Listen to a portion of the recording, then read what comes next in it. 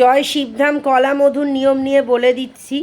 কলাটিকে এক দামে কিনতে হবে এবং 9টি কলা কিন্তু কিনতে হবে। কোনো দামাদামি করবেন না, দোকানে গিয়ে বলবেন পুরো 9খানা কলা যেন কেটে দেয়, যেন 3বার বা 4বার ভাগ করে না কেটে দেয়, তাহলে কিন্তু কাজ হবে না। পুরো 9টা কলাকে কেটে দিতে বলবেন, এক দামে কলাগুলিকে নেবেন 9টা কলা, এবং ছোট্ট সাইজের নিয়ে আসবেন। খুব বড় হলে কিন্তু গিলে খেতে সমস্যা হবে, তো ছোট সাইজের কলাটা নেবেন, ঠিক আছে? মানে এরকম মাঝারি বা ছোট সাইজের কলা, খুব বেশি বড় যেন না হয়।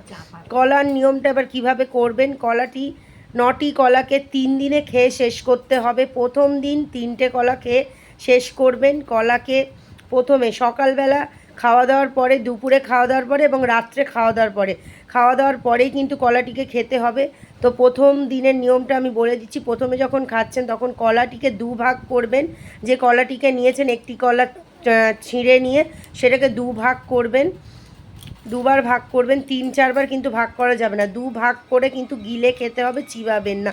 যেরকম আমরা লজেন্স খাই, আস্তে আস্তে করে গিলে লজেন্সের মতো চেপে চেপে খাবেন, দাঁত দিয়ে না, জিভ দিয়ে চেপে চেপে আস্তে আস্তে দেখবেন ছোট মানে গুলে যাচ্ছে, গিয়ে গলায় চলে যাচ্ছে। এইভাবে আস্তে আস্তে কিন্তু গিলে খেতে হবে কলাটিকে, ঠিক আছে? ভাগ করে গিলে খেতে হবে 3টে কলাই। এইভাবে কিন্তু নিয়মটা করতে হবে। তো 3 দিনে 9টা কলা এই একই নিয়মে কিন্তু শেষ করতে হবে, এবং সেই 3টে দিন নিরামিষ আহার করতে হবে।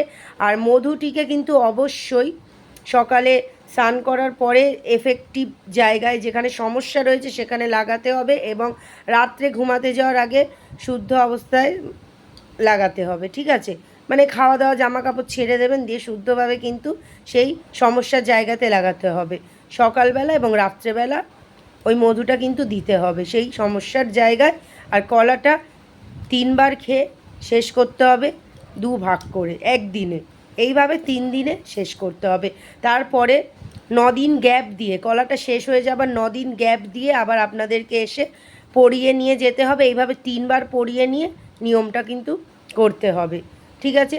কলাটা যখন আপনারা খেয়ে নিলেন, 3 দিনে যখন শেষ হলো, তারপর 9 দিন গ্যাপ দিয়ে আবার এসে ওই 9টা কলা পরিয়ে নেবেন, আবার তারপরেও সেমভাবে।